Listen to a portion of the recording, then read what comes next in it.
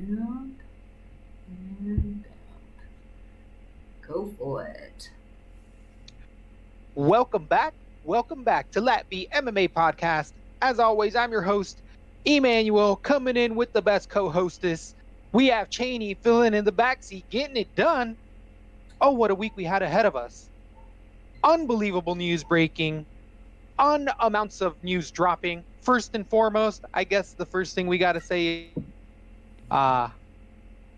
condolences to Khabib Nurmagomedov and the legacy that he now has to carry on from his father. He was finally subdued by COVID-19, or was it upper respiratory? I was kind of getting mixed signals there. I thought he had like a heart, like an actual heart transplant, not a heart transplant, but some valve or something done on his heart. I don't remember, but he went into a coma, and then while he was in his coma, he contracted COVID-19. This is my face with it. I feel bad that Khabib lost his dad. Absolutely. It is a lot of weight to carry, but for his country, from what I gather, that his father stood for. But I feel like Khabib, I mean, most people would say that he's a really honorable dude. He's like he's a son to be proud of and a good person to carry on the legacy of his family name. Like, who says bad stuff about Khabib? Correct. Except me. Some feminists. Yeah. So he's definitely, hopefully everything gets squared away. He gets a hero's funeral, which I'm Don't call me a feminist again. I apologize. I'm sorry. So either way, all right, COVID keeps rearing its ugly head, affecting the card that we're going to have this weekend. 251, the pay-per-view has already had the main event fall out due to COVID. Corners have already popped for COVID. People are already replacing people for COVID. So it's really starting to touch our sport now, I feel like, more so than ever. But Jacare, wasn't he the OG when they first tried to put this on? He was the first one. I mean, as far as I know, he should be cured by now. He should have the antibodies at this point. Gilbert Burns being the second half to that main event against Kamaru Usman, popping. This is my face with that. I didn't ever think that was going to go down. Interesting. Why not? The thing that doesn't make sense, I thought, I listened to the MMA Marks live last night on Twitch, and I was like, buddy, don't go dropping my conspiracy theory on your show before I drop it. But he didn't have the angle I have on it. His whole thing was Masvidal and Usman was going to go down regardless. It was all just to build hype and for Masvidal to get paid. My whole thing was Ali Abdelaziz, Gilbert Burns, and Kamaru Usman are both his fighters. And it really puts him in an awkward spot with negotiating. And he also knows for any pay-per-view buys or whatever that shtick is, those two aren't going to bring any pay-per-view value to it. They're not going to bring any eyes to your guy. So you get more if you wait it out for Jorge. Like, Jorge is the guy you want your dudes to fight. And then Gilbert Burns, I'm hearing talks about him potentially fighting Nate Diaz, which then if you're Ali Abdelaziz, that's a win-win for you, for your dudes to go up against guys that bring eyes to the sport. So I think it's more about, I don't believe Gilbert Burns really had the COVID.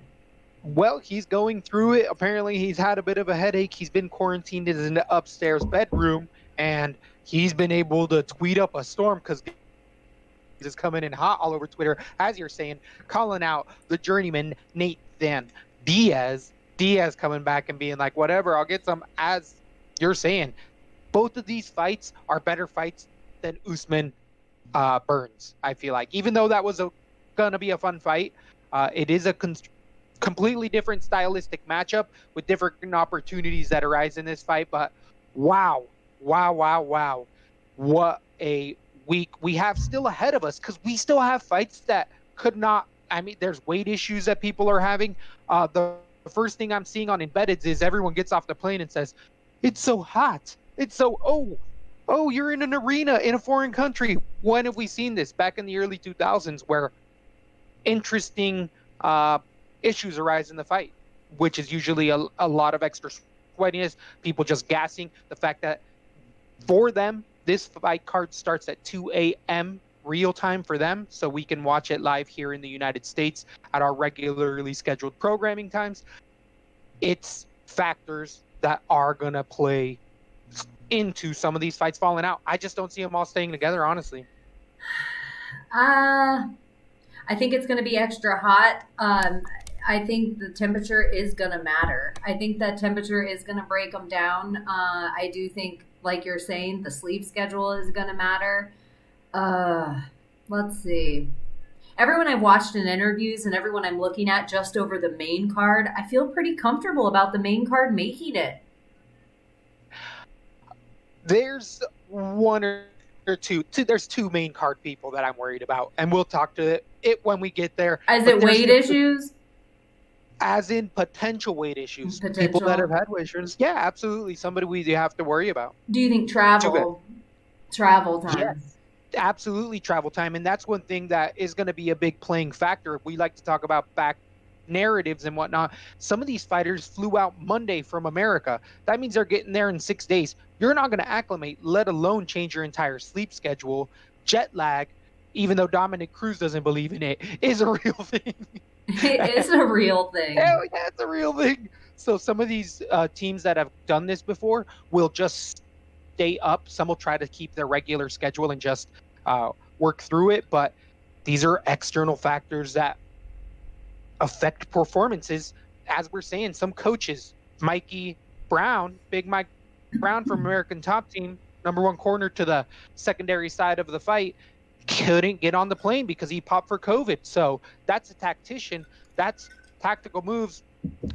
Whether you really need Mikey Brown there or just kind of his game plan, I don't know, but just kind of giving him more attention to these external factors that are going to play in certain spots where there's people that, are more of those, they have to have either the crowd there, they have to be winning in order to keep going. Once there's a little adversity, once things go wrong, once they get hot and sweaty, fight. So it's going to definitely play out interestingly as we go. Speaking of the corners, since last week, was that last week? I mix them all up because we do the fights at the round table now. 2 weeks ago, but with the Mike Perry corner, I've seen a lot more fighters come out. Like Mike Perry changed the game just then. Like we all. There was multiple other guys that did it. She just got all the attention because she has zero experience in martial arts. And maybe who's been at a higher level than Mike Perry that's done it? Alvy, when he was a contender. Who else was in there? Not Rosa. There was another female fighter in there. I want to say Alex Perez might have had even his wife in there as a corner, but she's a fighter. So I don't even care about the wife or whoever's in the corner. I just mean for financial reasons. I just mean for pure financial reasons of why would you pay all these people to be there? Travel, you have to pay expenses. The UFC doesn't pay all that, hotel rooms and all that. For me personally, I am a person that would thrive off of if I were in the heat of the second round. I like coaches, a good coach that I would feel comfortable. I would like somebody to be like, grab the wrist, because I was doing something wrong and about to get caught up. Sometimes I think where adrenaline takes over, I would need that. But it seems like Mike Perry is a guy that lives on adrenaline all the time. He's very comfortable in that place. Absolutely. But it just makes me wonder about what other guys. I think Jeremy Stevens was the other guy that came out and doesn't think he'll get to have a corner from now on. Oh, interesting. I did hear some guys. Gil Melendez also had his wife, the more I think about it. But yeah, as far as financially, it makes absolute sense. Hey, Mike Perry had enough money to be able to buy that little Reese's peanut butter cupcake, brand new car. So did you see her rolling around in her new Jeep or whatever over there in Orlando? No. Big awesome. Bow on it and everything. That's sweet. So good for them. Good for him. He seems like he loves hard and leaves fast. I don't know. The Platinum Princess seemed like she seemed like a firecracker as well. I wonder what happened to the Platinum Princess. I bet you she wasn't her own friend in whatever those conversations were. Mike Perry seems like he's a very straightforward kind of guy. I don't know. Yeah, it seems quick. It's kind of like last week freedom, fights. real easy. Anything you loved about last week's fight? It was one of the best fights ever. Oh, for Hooker Poirier? Hooker Poirier, but anything else about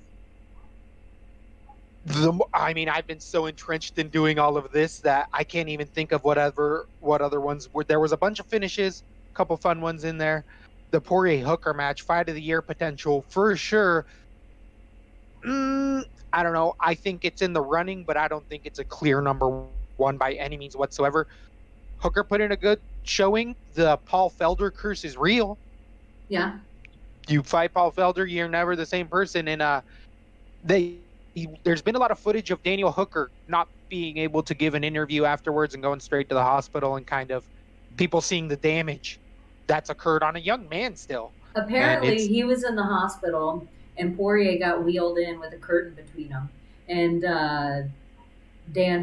Poirier must have got a text from his wife, like, you got the fight bonus, like, you got the fight of the night bonus too. And so Poirier just said, hey, brother, we got the fight of the night bonus too. And Hooker was like, it doesn't make it hurt any less. And I'm like, I love those damn Kiwis. They're not Kiwis. He's from New Zealand, right? Or that's Kiwi. New Zealand. He's a Kiwi. That's Kiwi. Then. Yeah. Correct. The Aussies are the other ones, I think, and all sorts of fun stuff. So, yeah, it was definitely a great card. It's just what we've been aching for now that we had a 2-week little split. But then we're going to go heavy in the paint, having a Friday, Sunday night card, or like a Thursday, Saturday night card coming up here in the next 3 showings? I was actually looking at a Fight Island card, and it had 3 fights or 4 fight nights on it, and they all seemed like 4 days apart. Yeah. It seemed crazy. Yep. I was going to ask you about it. Like, is this real? Do we have all these fights coming up on top of each other? I'm treating that as a new International Fight Week. But essentially that's what they would do, is when they would stack it all the previous years in Vegas, it would be 3, like the Contender Series, a fight night, and then a pay-per-view. And it would be International Fight Week so that they could hold events all week long. But they're not going to do that this year, so they're just going to throw in an extra card, and God bless them. I need it bad.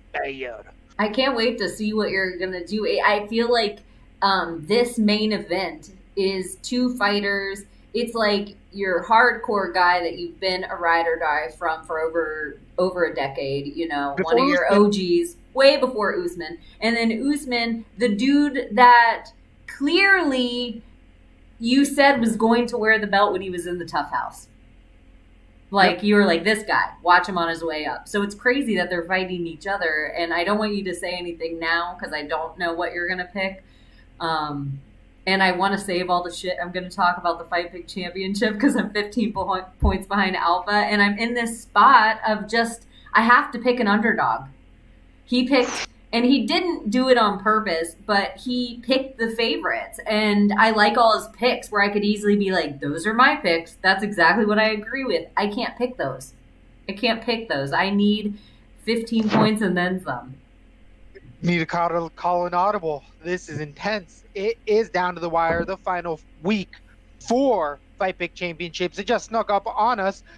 Big E over here coming in heavy in third. Going to try to hold on to that number 3 spot, but we need Cheney coming in first. I can't wait to take those booty shots. If you send me the woo, I will, for real, I won't even hold the belt first. I'll let it stay at your place first. You'll just have to put a washcloth when you take the Amanda Nunes photos with it between you and my belt. I'm essentially the Dina Asneroff in the situation. Pregnant. So, what a way to start off this 13-card bout with all the replacements, all of the updates, all of the unbelievable news, the lines going all over the place as far as betting. Interesting betting lines, especially with some debuters that we're going to have in here. We always start from the bottom to the top, and it's not going to be any different here. We have Martin Day coming in against Davy Grant at 135 pounds. The 9-4 David Grant is coming off of a win to Grigory Popov in a split decision 7 months ago. Prior to that, losing to Bermudez and Stasiak, being on the tough house, having a win over Marlon Vera, which looks a lot better the longer you look at that, but also losing to Chris Holdworth. Davy Grant tends to like to get it to the ground, has good grappling. His hands have gotten a whole lot better than his initial run in the tough house. He really worked on it in that Popov fight. I feel like a lot of people saw his gas tank get a whole lot better, him able to throw a counter shot. I mean, that's where he wants to get these fights. That's where he always does his best work, is just kind of grinding people out. The English fighter is going to have an uphill battle, though, coming in against Martin Day. The 9-3 fighter has had a few fights in the UFC, only losing a split decision to Pui Wang Lu as a favorite there. He was rocked multiple times in that fight, never got his feet back from under him, but all these trained with Max Holloway, been a long time training camp. He's going to have him in his corner now, but he's one of these guys that all the way around just doesn't really jump out anywhere. Jack of all trades, master of none, not tons of power. His chin is just iffy. He just gets a little too rocked too often, and he's serviceable on the ground, but I think he does have a disadvantage there. I think Grant would be able to grind him out a whole lot easier out of those two. And I'm going to end up going with I want to go with the underdog. I'm going to go with the underdog, David Grant. We tell you guys to stay away from these first fights. There's a reason for that. I think I've been having luck playing some of these earlier fights. I got to just...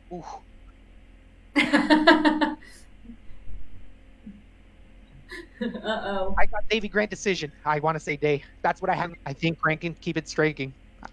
This is going to be a crazy night.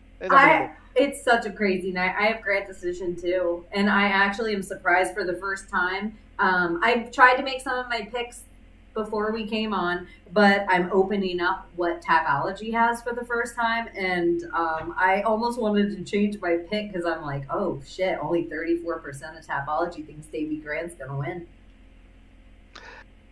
Yeah, sometimes you got to get those guys. On DraftKings, the plus 150, well, here we go. The minus 185 favorite, 8,500 Martin Day's coming in over Davy Grant's plus 150, 7,700. Averaging 42 points for Davy Grant. He doesn't pay that off regardless for 7-7. Even with the win, I think he's going to max out around 60, 70 points because I see a decision. He's got to get the submission in there, essentially, is the way I see him getting it. And I see this again going to a decision. I'm going to probably be pretty light if have zero exposure. Probably big fat stay away on these first fight of the nights. I could see one play on Day just because out of both, they both have finish potential in here. I'm going to stay away. There's so many other spots. We got 13 bouts, 12 more to go. Lap rules are so important to me tonight more than ever. Ugh. So then we're... I hate it. Even the main event I've gone back and forth on so many times. Every single one of the fights, every single one of the top three, I've gone back and forth on. And absolutely. Y'all hating on Paige Van Zandt. I've been hating from the get-go. I was telling you guys months ago to keep putting money on that. I did. It's going to get crazy, and it absolutely has. But one, before we get there, is going to be at 135 pounds, where we have Vanessa Mello coming in against Carol Rosa. Carol in here is coming in off a 3-fight winning streak, winning in her debut against Laura, debuting Procopio in a split decision, where both of those ladies, the strike numbers was like 171 strikes, significant strikes landed for Rosa compared to like the 160 for Procopio. So they just like to stand and bang. Saw some grappling footage of Rosa. It was the only time I saw her on the ground, and it wasn't good. She does have a stepping outside takedown, but it was still just, I mean, horrible double leg takedown. And against Vanessa Mello in here, she doesn't really have to worry about being taken down all that much. Melo, I feel like, likes to keep it striking as well. She debuted in the UFC against Irene Aldana, where she lost a decision, then lost a unanimous decision to Cortez 7 months ago. Melo is just definitely regional scene, maybe champ level, all the way around. She has a good jab to her right. They're straight down the middle. They don't hit with power, but she has a lot of volume as well. I actually think that Rosa's getting a little too overhyped here for the level of competition. It was a debut fighter off the regional scene and stuff. Just the tape I saw, the stuff I saw, neither of these ladies are athletes. They're both technicians. But the more power I see Melo having flat out on the ground, Rosa may have a bit more of an advantage there. That's where she has a little more ways to fight, where I think Melo just kind of dies by decision, wins by decision, and that's just kind of her MO. I'm going to go with Rosa, but I don't like the line. I think it's way too steep, and as far as DraftKings, this is a big fat stay away. I don't care what the prices are. It's not, I don't see the finish coming that early. I got a decision for Rosa. I think they just kind of go back and forth and throw a lot. I kind of agree. Not only do I agree with everything you say, I have Rosa decision right now. But if you look at Melo's competition and look at even Irene Aldana and like really the name she's built for herself, she is a slayer. She makes for exciting fights. You'd even call her a finisher. She didn't finish Melo. Melo's durable. Melo will stay in there with some people. Tracy Cortez, definitely not an Irene Aldana, but it's still better than I feel like any of Rosa's competition. So to go with decision with that, I think this is going to be an ugly decision, and I think Melo could eke it out. I think it's going to be a close, tight decision, maybe even a dirty split. I think Melo is way underrated here, and this should be a pick 'em line. I'm going with Rosa too, because I'm going with Rosa as well. But I totally agree. I'm just agreeing with you, and I can't get it out here because the DraftKings line is so skewed. -235 favorite. Rosa is 9,000 here against Melo's 7,000. Even the plus 180 underdog there. The average points for Rosas is 125. So I actually feel like this is going to be one of these sneakier plays where a lot of people, well, that was because it's been one fight. So it was the only score she had. But I feel like here, a lot of people that don't listen to the show, that don't understand and just see DraftKings lines, they're going to say, average 125, give me this lady. She'll do that again. Different level of competition. Though? The word I used for Melo was durable. If she laid 125 punches, Melo will take that many punches. She'll stand in there in the pocket for 3 rounds and take that many punches. It's just what she's going to do back to Rosa. Will it be enough to finish Rosa? I don't think so. So what's Melo's average points? 27. Because even with a win there, you're like, what's that, 47 points? It would, 57 points of the win? 57 points, but yeah, exactly. So it's not even a dog or pass play. So you see Rosa running away with getting all of the rounds. Right. And I think I don't necessarily see that. I just see it being dirty split, as you're saying. I'm more on that side. I think the line is definitely off there, and that's all we need to talk about that disgusting bout. Then we move on to... I'm going to shout out to Neil the Security. He's watching on YouTube right now. So, what up, Neil? Hey, Neil, thanks. Oh, okay. Your line's cutting out on me pretty bad. I don't know if it's happening. So, is it?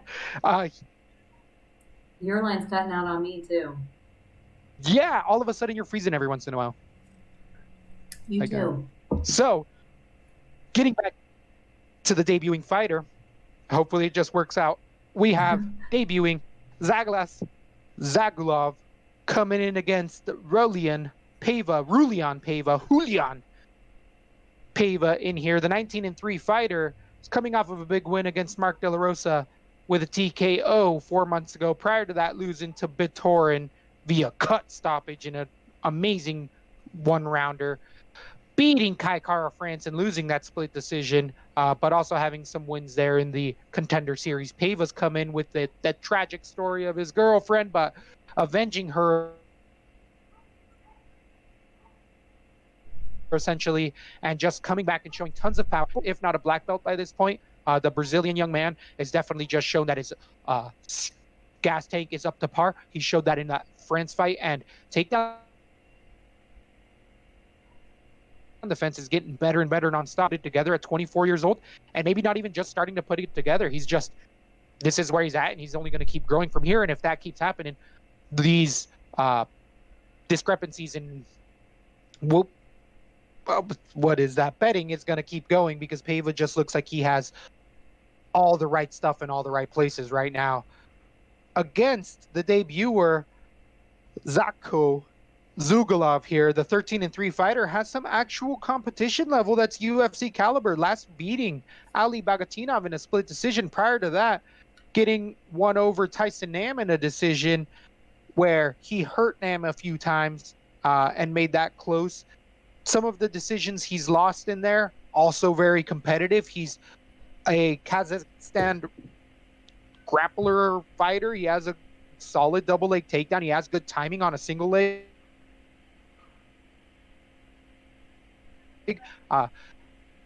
Zagulov throw a left hand, duck, and throw an overhand right. I'd say that overhand right is his moneymaker. So what you got to watch out for Zagulov in here. He just will throw it from his hip, but he throws it just incredibly fast, almost John Dodson-like in there. He just can't sustain it for that long, even though his gas tank has proven to be fairly durable and be able to throw good 4 and 5 punch combinations later into the rounds. It's how he got Bagatinov in there, who was a finalist or a fight champion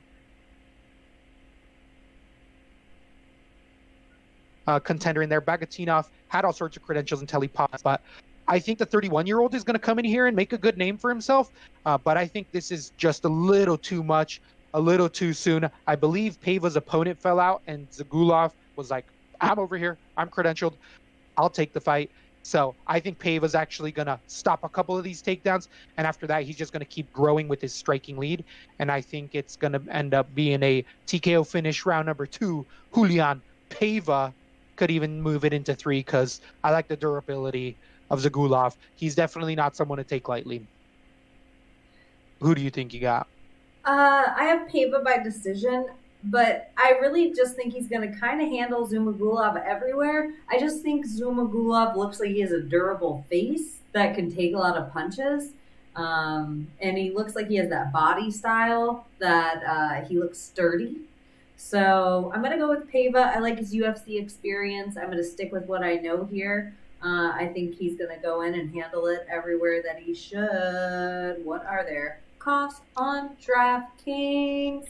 Paiva is going to end up costing you as a minus 185 favorite, 8,700 against Zagulov's 7,500 as the plus 130 underdog here, plus 150 underdog. So I got the finish for Paiva, so I see there being potential there. And out of both fighters, I mean, Zagulov can land that right hand. He throws it with that amount of power, so Paiva just can't eat shots. But in those close exchanges, I think Paiva can land as much damage and has proven it on other fighters where Zagulov hasn't as much. So I'm going to take a couple shots. It's going to probably be, I'll probably have 20 to 30 cards over the weekend, and I'd say I'd put Paiva in that. Hey, big spender. 20-30%. 20-30% in there. It's going to be in there, but he's going to be one of those guys that I feel like can really go over his price tag at 8,700, but definitely steep. One of the nights that I was doing well, which I don't remember the last time I did well, so it must have been right when this came out. I must have won a contest or something, so I entered the $25 card for the UFC 251. Wow. It was forever ago, and I totally forgot about it until they were like, just so you know, so-and-so fell out, no Gilbert Burns. I was just like, oh, shit. I didn't know I even had this. So I'm probably going to play like 10 cards. Right. I have that big card. I'm going to play that card like my Fight Pick Championship card. So it's kind of all in one basket. Or I should play that card like my real picks, because I feel like I'm going to have to get slightly wackadoo with my Fight Pick Championships. for those $1 million, it's not always it's the random one. It's one. It's just one random one. And because of the 15 points, it really sets me up in an odd place. Just one random one that everyone else doesn't have. It's very doable. We get those kind of numbers here at Lat B for sure. We've been up in there in those 750, 800 card type of nights before. Yeah. So Pava, he will not be on. He will not be on my money card. I might play him once, twice, but he won't be on my money card. Neither will. Let me look at his name one more time. Zumagulov. So then we move on to heavyweight, where we have Marcin Tybura coming in against short notice replacement Maxim Greshin. Greshin coming in with a, what is it here, 37-2 record. He's fought out of the PFL. He's fought people like Jordan Johnson, winning a majority draw, beating Mokhtarian. I didn't even know they made Mokhtarians that big. Beating Jordan Johnson again, Shiloh Rama as well, having multiple wins in the PFL in here. He's definitely the closest level to UFC that he's been at, and looked well, has a good gas tank. He's a 205er, though, who's moving up because this is a short notice replacement for Tybura's replacement, who was initially Alexander Ramov, who ended up having an either shoulder or knee issue that made him fall out about 12 to 13 days ago. So, interestingly enough, I was going to play against Tybura, but that's because I'm on the Tybura fade train. I've been on the Tybura fade train for a while, and it's done well for me. The 18-6 fighter is a solid Polish striker. He'll throw up a head kick better than most heavyweights. He's light on that front leg, will throw up a good teep kick. His hands aren't bad, but his defense is just not there. He just allows himself to get hit and relies on that chin a little bit more. So that's where any type of a heavy-handed fighter, I like to bet against him, because you know he's going to allow those shots to come through on him and just kind of rely on his own durability. Last winning against Sergey Spivak in a decision where nobody saw going a decision. It was a sloppy grind fest with big punches. Again, just no regard for defense. Prior to that, Augusta Sakai knocked him out. Shamil knocked him out. He beat Struve in a decision, and he lost to Derek Lewis in a TKO brutally there. I think Tybura is gonna... I think I'm on the Tybura fade train as much as I'm on the 205er moving up. Isn't that bad to me. He's going to be essentially 230, 240. Cain Velasquez, Stipe Miocic are 230, 240. So he's going to actually potentially be the heavier, or the faster guy, here, where Tybura is going to be 246, but has always been flabby. He's never looked like he would, where I think Greshin is going to really come in and show his athleticism here and let his hands go. Give me the short notice debuting replacement in Greshin. I had decision. Think I'm talking myself into a second round TKO. I don't know if the third round's plausible. If it gets into the third round, I think it's a decision all day, just because Tybura is going to be able to just be a punching bag enough to wear this guy out. But give me Greshin TKO round number 2. Who do you think you're going to end up picking in this one? I'm going to stick with what I know. I don't know anything about Maxim on short notice. I do think he's going to be the faster guy, but I think he's going to be the smaller guy. And Marcin Tybura looked good in his last fight. He looked heavy in his last fight. He looked like a wet blanket in his last fight a little bit. I thought his body even looked better too. So I think this is going to go all the way to decision. I don't think this is going to be the excitement. Marcin Tybura, he reminds me a little bit of Ronda Marcos. Like, that's the same kind of. He's a fight stifler. Everybody, it's not because they're bad fighters. They just make good fighters look bad. They make something boring. They slow it up. So I think Marcin's going to have a weird way of doing that. Greshin, no stranger to going to decision, and his body style doesn't look like he'll have a problem, especially going up in weight without a cut at all. I just think the weight of Tybura, the notice, This for Grisham is just a good way for him to walk into the UFC. No, it's like a loss that doesn't even really matter because he doesn't fight at heavyweight. So give me Tybura decision. I'm going to stick with what I know. So, interestingly enough, this line opened at -105, -115 for Tybura there, and now it's -105, -115 for Gresham. So the line has pretty much stayed a coin flip the whole way around. On DraftKings, they finally got Gresham's salary up there as of this morning at 8,100 against Tybura's 7,900. Average points 58 for Tybura. Do you think you're going to be playing any Tybura here? No. Neither am I, and actually, because I have that TKO, I think I'm going to be putting 10% on Gresham, but I can't go higher than 10% because, as you're saying, we don't really know what we're getting with this fighter. Short notice. He's going to try to make a name for himself, but there is a lot of intangibles, and he is one of these guys, and we haven't talked about it much, that had to make this whole trip out there on no training camp, essentially, or a minimal, staying in shape, and then all of a sudden is going to fight someone who did have a fight coming up. Tybura knew 5 weeks ago that he had a fight coming up. So just a factor there. Give me 10% Grisham. And as far as DraftKings is concerned, 0 Tybura. Another dirty, close fight that was lined up for us. Then we move on to 155 pounds, where you have long time returning Leonardo Santos coming in against debuting Roman Bagutov. Bagutov coming in, I believe, 3 to 4 weeks. This was when this was scheduled. The Russian fighter is a perfect 10-0, fighting out of the M1 series. I believe was a champion out of there. Tends to go to his ground game, tends to be more of a wrestler, grappler. He has a good single leg. Double leg is a little bit muscled. He'll drive through on lower competition, and his striking is really has a long way to come. It has power, but it's very looping.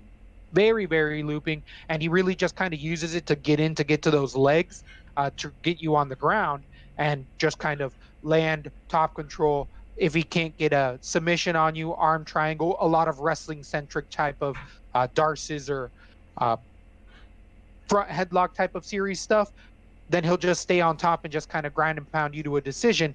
But that's kind of the game plan I see for Roman. He doesn't really change outside of that. He's a grinder, but he just doesn't have that second and third gear. He just kind of stays at a high first and doesn't really he's hurt a couple guys, but again, very low level guys. Against Leonardo Santos here, guy who's been ultra sneaky, has sneaky wins over many fighters. He's been just injury prone, constantly gets hurt, constantly has surgeries. He's a Novu Niao guy. They're known to spar a little bit tough in there, but his number one training partner is Jose Aldo, fighting for the belt. So he's going to be ready to fight at 40 years old. Santos beating Escudero a long time ago, beating Rocco Martin at 55, Kevin Lee knocking him out, Martins in a split decision, and a year ago he knocked out as an underdog Stevie Ray in the first round. Walk off, straight right down the middle. I mean, Stevie Ray was out. There was no even covering up. Absolutely out. So Santos has shown that against multiple fighters. Same in that Kevin Lee fight. Out of nowhere, Santos will swivel back and just counter with a hard, sneaky hard counter. But the black belt... Am I wrong? Does he have a tie clinch with nasty knees? Santos? Yeah. No, I don't think so.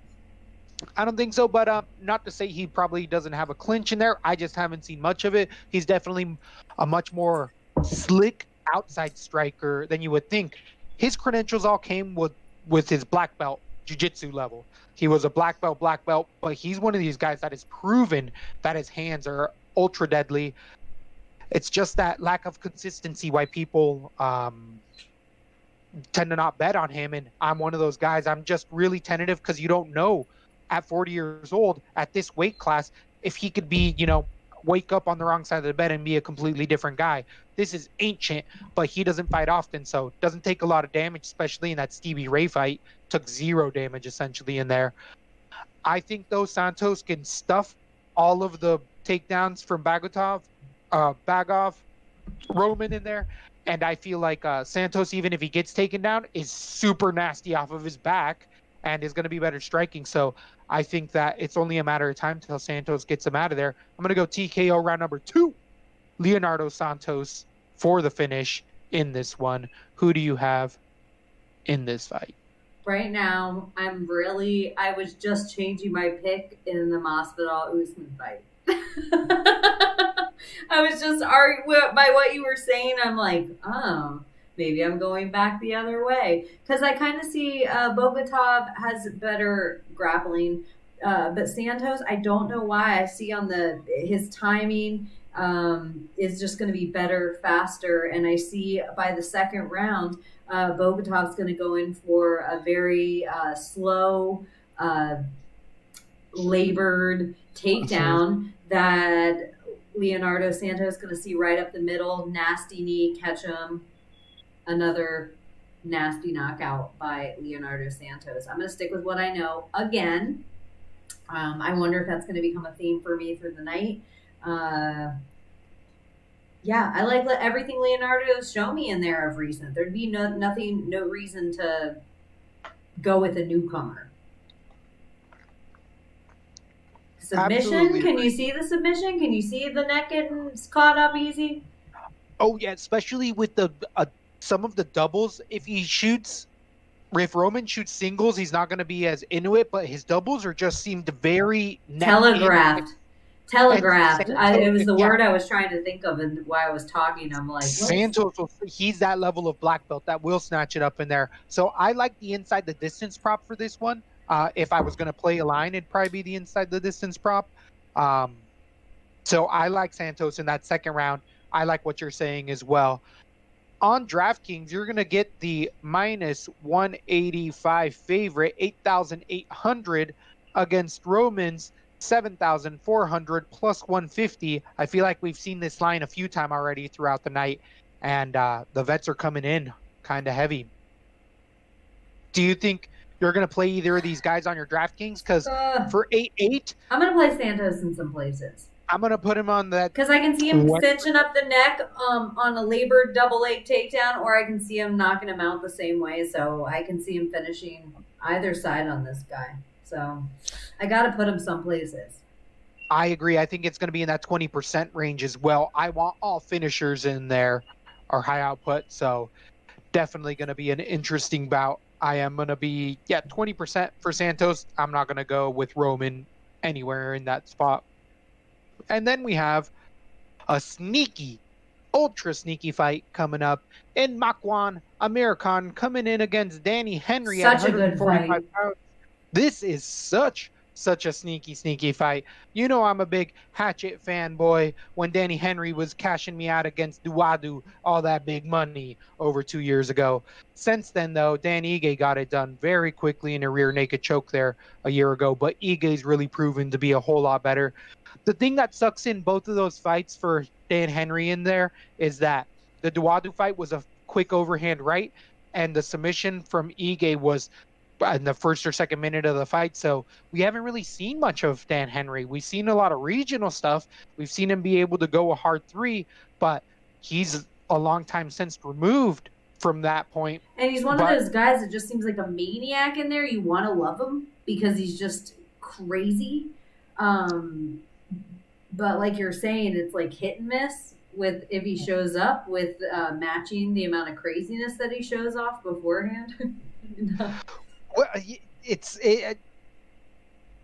could put a game plan together. He did it against Duadu. He didn't against Ige. But with Henry, there has been some submission issues just because he doesn't get as many looks as other guys. But against Amir Khan here, he doesn't necessarily have to worry about the submission so much.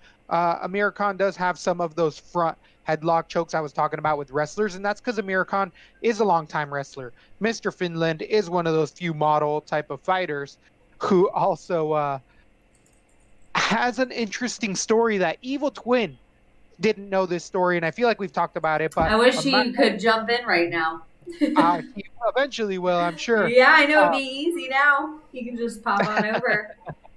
Definitely. He can pop on over to the LatMe Discord. Good to know. But here, Amir Khan, there was, I believe, it was some sort of D1 wrestler. I can't think of who specifically, but was saying that they went to the European circuit and were wrestling just to get different looks in their college days. And they went to somewhere where Amir Khan was, whatever school he was, and he was in the middle of getting expelled for popping on all sorts of steroids in college. He hasn't popped in the UFC, but hey, once you get used to that kind of stuff, you just figure out ways to get around all of it. And this is going to be in Yas with no USADA, Yes! which is something I'm talking about.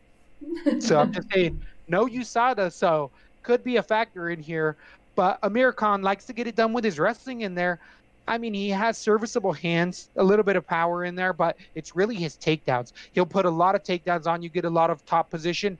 He threatens with Darces, but it's that front headlock, those guillotines. What do you have? The Anaconda choke against Fishgold in there. But last losing Shane Burgos via TKO, where we really saw the gas tank fail Amir Khan, which I think is the number one thing I see in Amir Khan. And why it's somebody that I don't like to put money on is that third round is always his absolutely hardest round. He's a front runner. That's the word I couldn't think of earlier. So the heat, the unstable conditions, the weird training. Amir Khan, absolutely. I think Amir Khan is one of these guys that we've seen in other fights that he's lost. When everything isn't going his way, he'll fold up shop. He won't keep trying to grab it out in there. Do you think Danny Henry's one of those guys that you think is a cardio king in the third round, though? He's like one of those guys that you actually think toasts. I think he's more of a grinder. I think stylistically here, I think we have an athlete versus a grinder. And here at Labby, I like to go with a grinder. Weren't you just saying, though, that we didn't see enough of Danny Henry in his fights to even know? And the only fight that we seen him go the distance was against Tayless. I'm just saying. Great points. Great points here. Absolutely. And Tayless is by far a lot worse everywhere than Amir Khan. But here I feel like I think Amir Khan wins the first 2 rounds. And I think at the end of the second, he's sucking a whole lot more air. And I think Dan Henry comes in heavy in the third, gets a third round TKO. Give me an underdog. You wanted him. You got him. Whoa. Plus 160. It's a big one. I have Americani decision because I think he easily walks away with the first 2 rounds. Dan Henry, like you're saying, he just hasn't shown me enough. Even though American did get knocked out in his last fight, I thought he looked good in there. I thought he looked good at weigh-ins.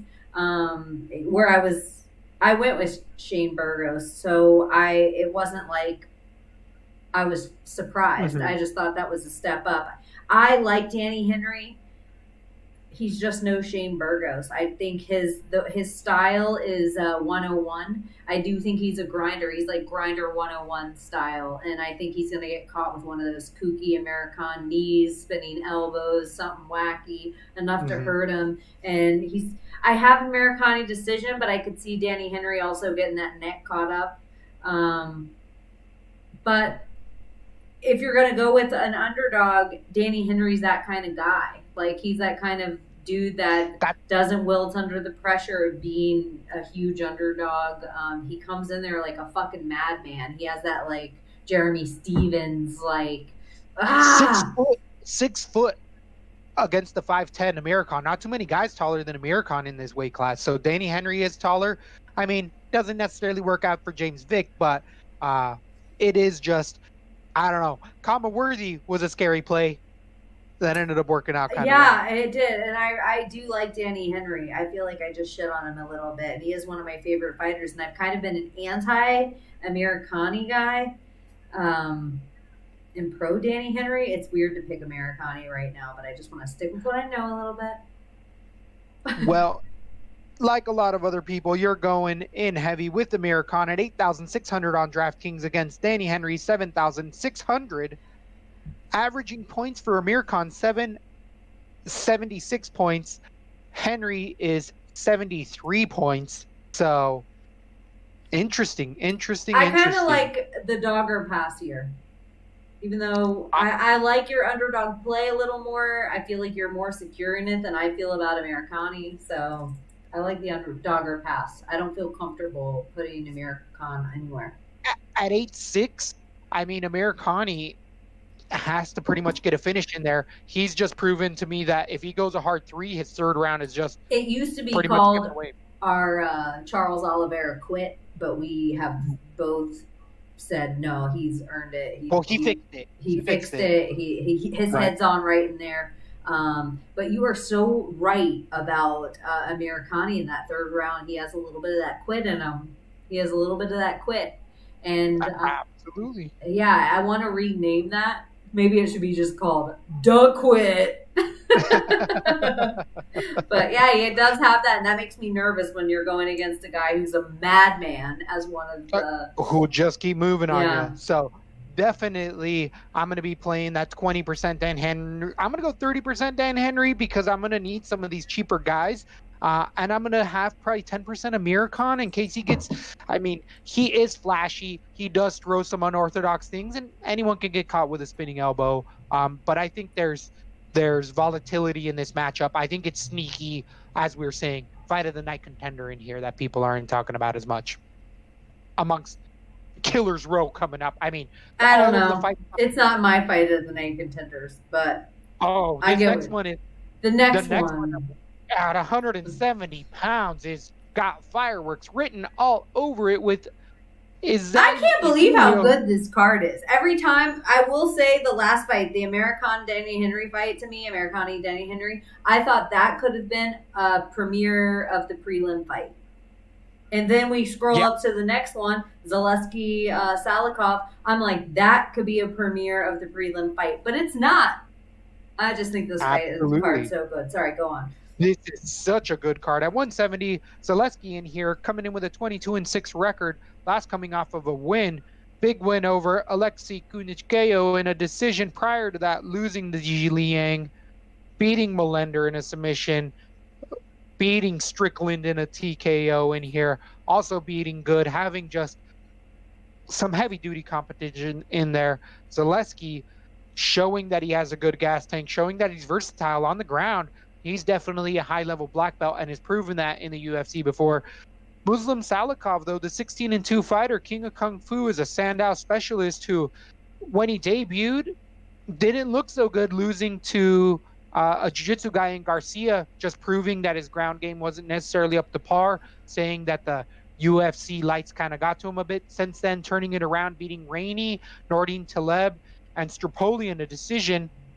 None of those guys being real grapplers. Zaleski has a clear advantage on the ground.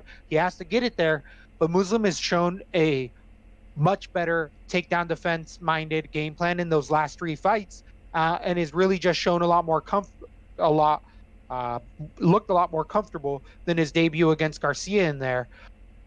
Striking-wise, Zaleski has just as much power to be able to knock him out. The King of Kung Fu throws all sorts of spinning shit, but has crazy timing. Zaleski will just kind of eat some shots in there to get in and land a 3-punch combo. This is such a back and forth. Can go 3 rounds heavy for both guys striking on the ground. Again, Zaleski's got the upper hand here.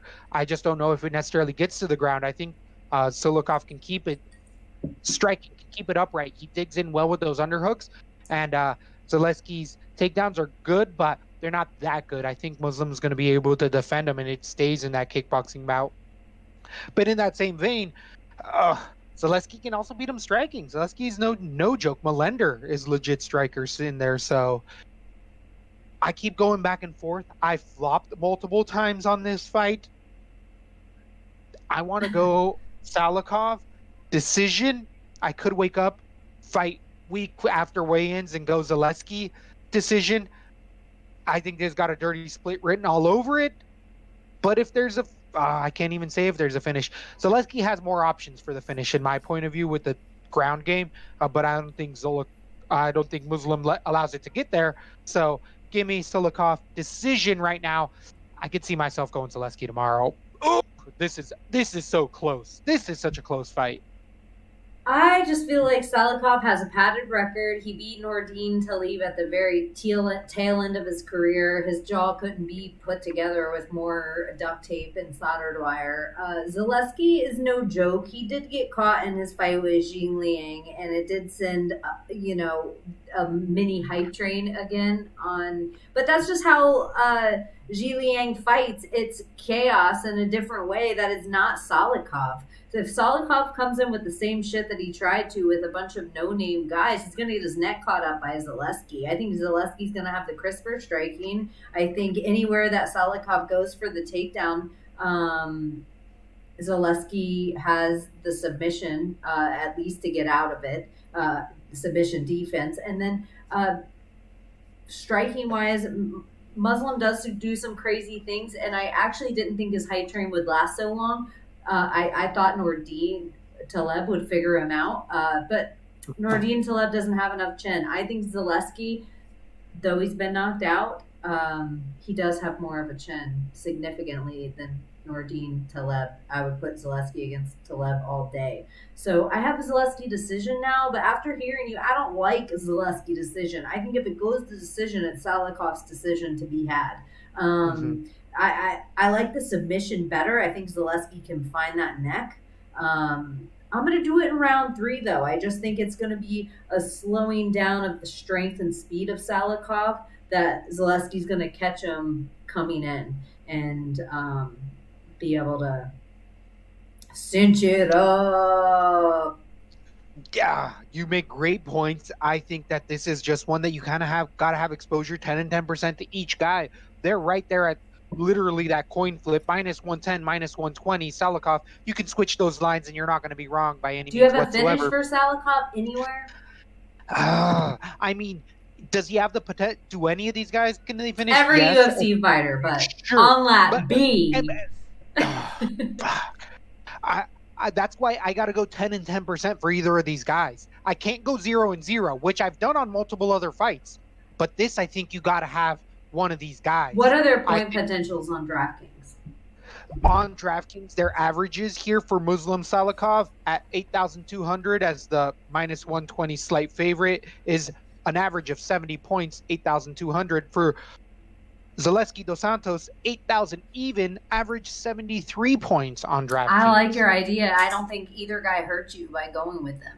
I feel like even if either guy loses to to get a 50 loss, I think you're all right. As far as, it's so weird. I don't really see a finish for Salikov, but a quicker finish I see happening for Salikov over Zaleski. Isn't that weird? Like if it's a flash finish, flash knockout, I see it happening for Salikov. I totally agree, and that's why it's so hard to pick. It's like, but they both are able to do that. So it's really, really, really interesting. Just great fight. Fun. That's a premiere. That could be either co-main on a fight night, or a premiere prelim on a pay-per-view. Absolutely, that is such a good fight. It's a pay-per-view fight. Yeah. Oh yeah. That could easily have been on the pay-per-view, and everyone would have been A-okay with it. So another A-okay type of guy. We have Volkan Kuzin. No time. Ozdemir coming in against debuting Yuri Bratskow. Denisia Yuri in here is 26-3, coming off of the resin scene, having multiple wins over Muhammad. Well, he lost to Lala and then avenged it in the retired fighter, winning via TKO, then beating Fabiano Maldonado, beating CB Dalloway, having, I think, even a fight against the Gross Barros and beating him as well. The 27-year-old is on a retirement tour, knocking out beating all of the retired guys from the UFC. But that's not anything to hang your hat on. CB Dalloway hasn't had a chin for a long, long time. Maldonado's been a punching bag for years now. Lala, I'm surprised they sanctioned him to fight. Unfortunately for him, he just shouldn't have been fighting. And watching that fight, it wasn't anything good. Lala actually had spots in there where it was like, this guy wouldn't make it in the UFC. Just watching that, and then the Maldonado again. That's Yuri moves forward. He has good 4 and 5 punch combinations, serviceable takedown defense. On the ground, he's serviceable, even though he's not really looking to take it there. He can stay in top position, land strikes, and he knows how to get out of submissions. Not the biggest threat via submissions, but he's someone who just kind of stays in your face and just has a lot of volume, has a lot of output. But these are against resin retiring fighters. Volkan Ozdemir has been fighting at the top since he got in. He started fighting 1-2 fights and fought Misha. Cousin. Fought a few guys, knocked him out. Then all of a sudden he's fighting Daniel Cormier, Anthony Smith, Dominic Reyes, which he won that fight. Then last coming off of a 2-fight winning streak to Alir Latifi in a TKO, and Alexander Rakic in a Fight of the Year contender in 2019 where Rakic's shin was dominated, and I still don't see how Rakic ended up losing that fight with the only 2 takedowns in the entire fight. I feel like Ozdemir has gotten screwed a lot in decisions, because don't we even look back at that Reyes fight and we're like, he lost. This is where he lost to Reyes, but he won the Rakic, so he got it back. So it's karma even, where it's like, okay, UFC karma. Supposed to win them. Absolutely in there, but just the level of fighter that Ozdemir is fighting compared to Yuri is leaps and there's like a whole top 15 John before Jones. Yuri even gets exactly DC. TC Dominic Reyes. Yeah. So much better level. So Anthony Smith, isn't that the other time he got screwed? Anthony Smith submitted him. Yeah. You're right. But he was winning that fight. I mean, he gassed because he was beating the living daylights out of Anthony Smith so much that he ended up gassing. But he's still gotten that gas tank much, much better. He is an American Top Team affiliate, been down in Florida for a long time. I don't know where he's been at lately, but I know he'd spend a lot of time training with Johnson and all those guys back in the day. Andre, all of them have good things to say. Great counter striker, great calf kick and low kicks for Ozdemir. The fact that he's only a -70 favorite right now is actually, I think, a ton of respect that Yuri's getting here, where if you put any other debuter in there without those kind of names, UFC names in there, he'd be a -4, -500 right now with Ozdemir, and rightfully so. So the line is off, and it's for our benefit, and I'm going to go heavy in the paint on Ozdemir.